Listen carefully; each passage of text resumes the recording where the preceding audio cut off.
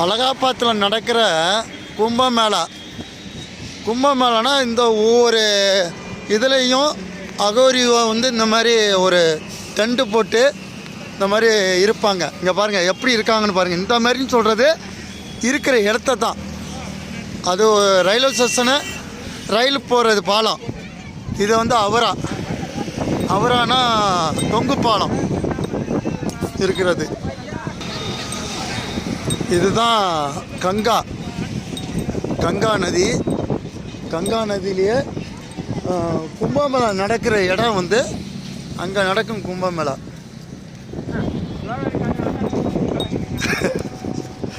அதான்